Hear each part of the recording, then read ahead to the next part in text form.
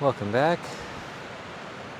We're doing some long form videos, and there's been a couple on the channel, if you noticed, ASMR ones.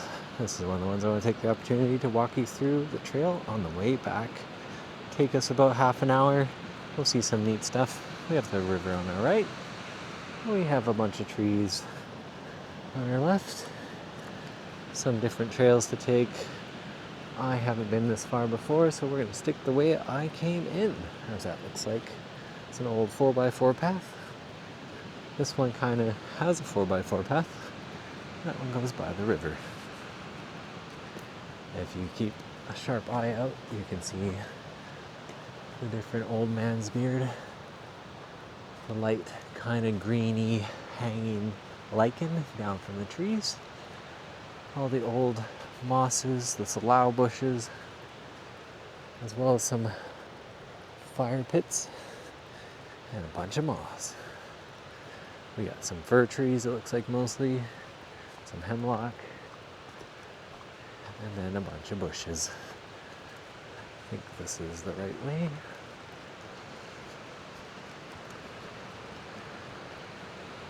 So,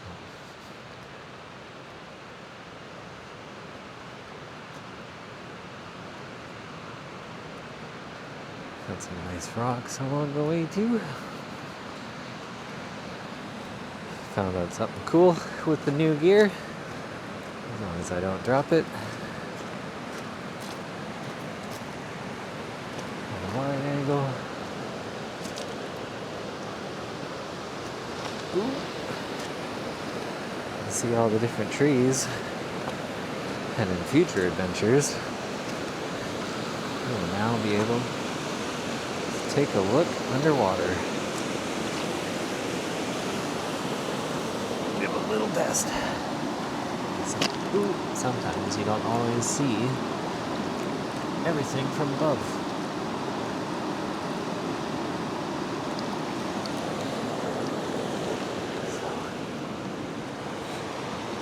In the summer when the water is warmer, there's a couple cool little caves and stuff I'd like to take a look at. That tree there looks pretty cool. All the roots holding on to the edge of the bank. You can see how over time the rivers eventually erode that down, but those are what holds the bank together.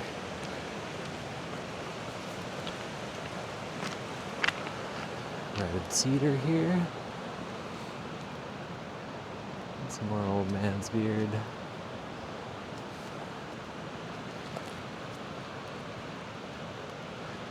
And off on the trail.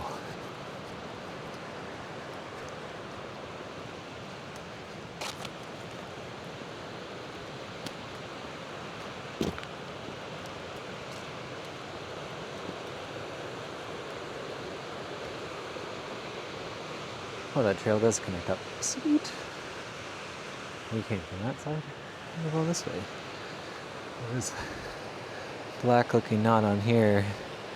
This tree looks diseased. Potentially has some conch on it and some scarring. You can kind of see how this one too.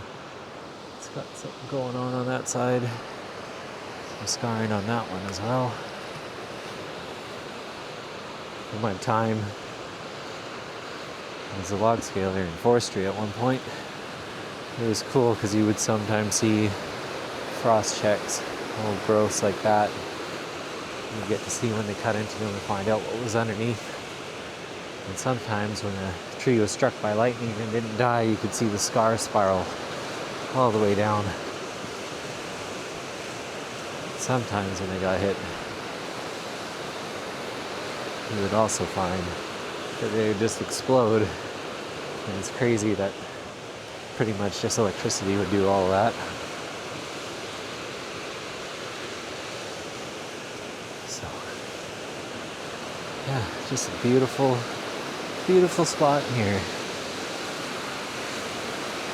Nice little trail. Full of rocks, get the legs moving, the heart pounding, and the lungs going.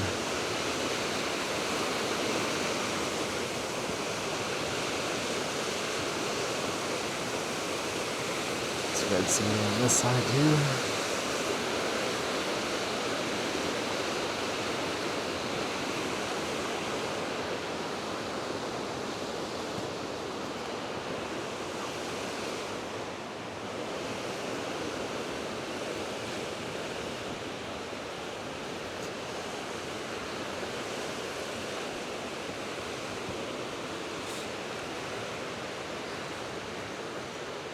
Yeah. The fir bark is got almost a silveryness to them and can get quite thick when they're old growth. Juvenile tree will look a little different. And that's a red cedar there. All the barks have certain characteristics. When you start looking at them, you'll be able to tell the difference. Those look like some alders down there by the water. Bunch of little red cedars coming up here. That looks like a yellow cedar over there. The bark is slightly different. And that one, if I'm not mistaken, is a pine. It kind of looks like alligator skin. Yeah, based on the needles. There's many different ways to look and find out about the different kinds of trees and stuff, and I don't know all of them and can be out of practice, so that's okay. That's a-okay.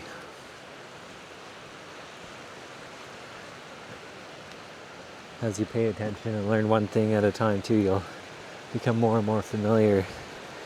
Like on here, there's a little balsam. I don't know how well the camera will pick it up, but there's these little sap bubbles here. You can see them on the different ones too. They just pop up here and there, and you can see the different fungus on this one, because it is dead. That looks like a yellow cedar there. Kind of got a fantasy look to them with the twist in it right now. But the sap bubbles, if you ever needed to, are sterile from my understanding. And I guess people have used in the past them to make a makeshift band-aid. Always do your research and double check first. As just like anybody, I can get it wrong. And most likely will have a limited knowledge on it. Because trees and plants are different throughout the world. But sharing cool facts or things I learn as I go is always part of the fun. Wow, that's a cool mossy tree.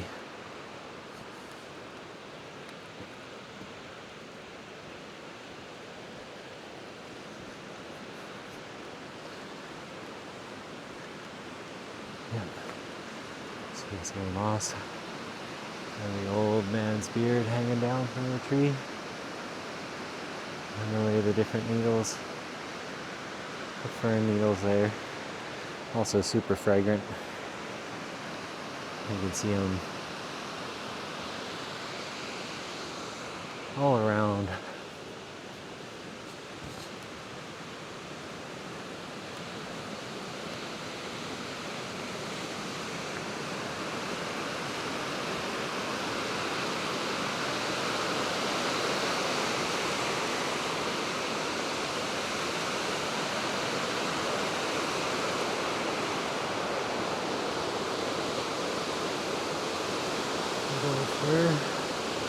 I always like looking up at the crown of the trees too.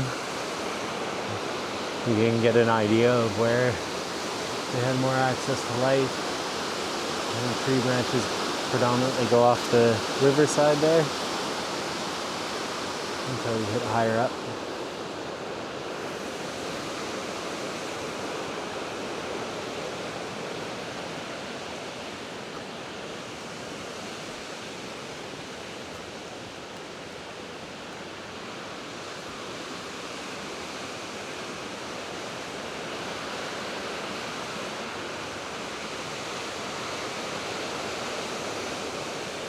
Another kind of wound on the tree here. Also part of the ecosystem.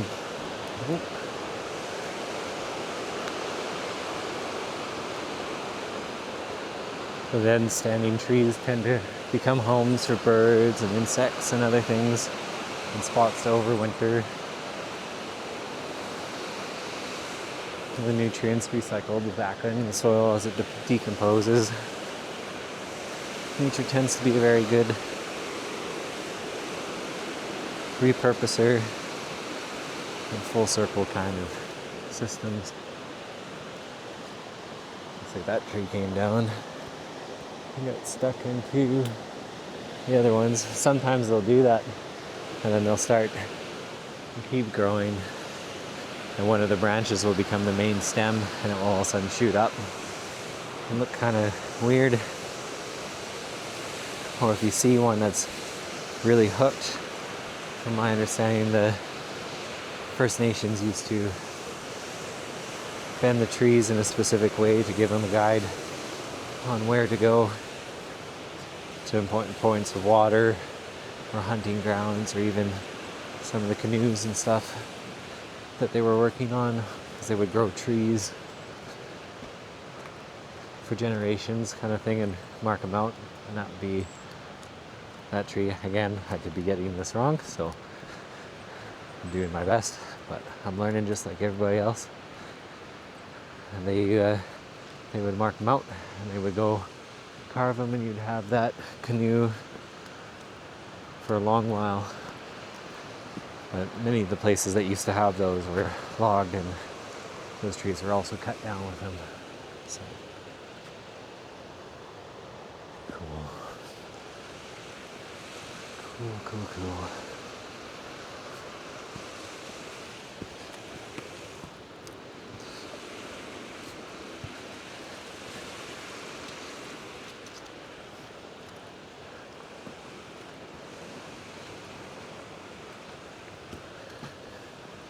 It's also just amazing to see. So this one looks like it went over at one point and started on pretty much nothing but rocks, and just grew out and then starts to curve up.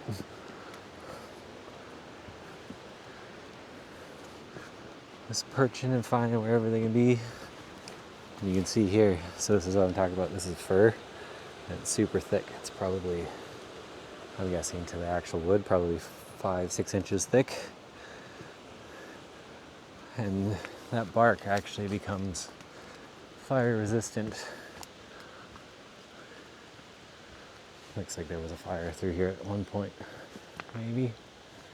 All the scarred stumps and parts of the tree there. But a lot of the forest here is kind of integrated with the cycle of fire and whatnot. And you can see there, it's still alive. It's charred a bit, but up higher it's okay. Because my understanding is that the old growth, there would be a low fire most of the time that would rip through and burn all the bushes and the brush. And the taller trees rarely caught fire. But now that we have second growth where the ecosystem hasn't set up as well and isn't as sparse, you can see this one was quite scarred by the fire, it looks like. That one's probably gonna die. Still green for now at the top.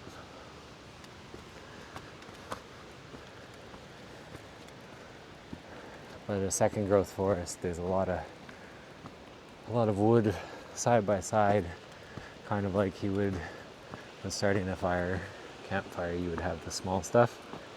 And so it just goes through it like crazy in between.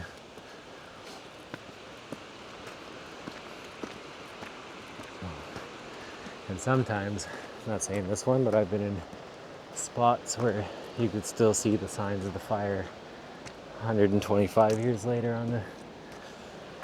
on the trunk of the tree, on the firs particularly. Some sort of burl on that one. And these cut down stumps are cool. So you can see the tree to the left of it. They probably shared a root system. And so when this was cut down, it tried to repair itself and seal itself off so it didn't get disease down into the root system, and probably shares it with that guy. Right there. You can see the same thing here. Because my understanding is that when trees grown in the forest, the same type of species, they tend to make a network. Or if you plant them individually, they don't ever bond. And you can see when they communicate to each other, they can send out chemical signals, and they can warn younger generations or other ones of certain things that are affecting them and that kind of stuff. Because they might not move, but they do live, and they do talk with each other, from my understanding. Just not the way we understand it. Not with my voice and panting out of breath. But nonetheless, with their own way.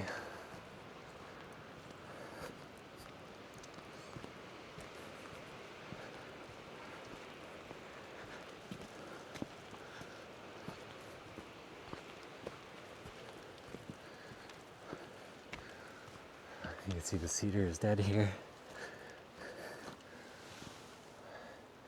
Some woodpeckers have started at it, looks like, potentially. They'll listen for the bugs in the tree, and they'll peck there, looking for the grubs and whatnot. So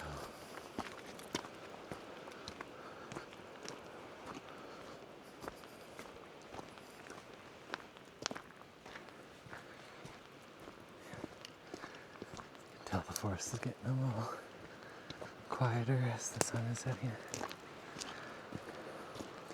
The birds are still chirping here and there, but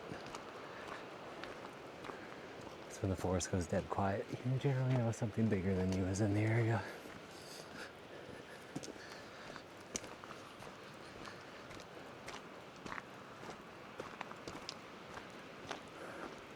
That's cool. I don't know how well this shows up, but you can see the vine has wrapped around this bush and it's climbing everywhere.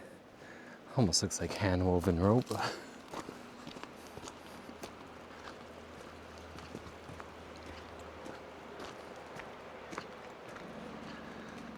Road.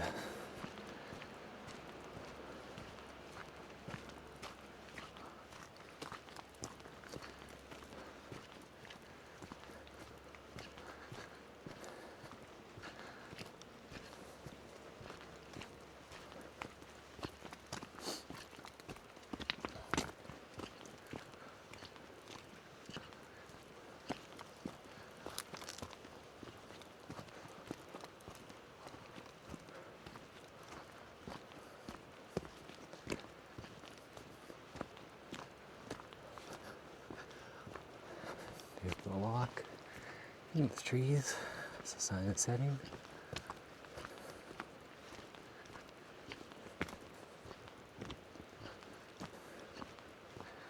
Well, we will see you in the next one.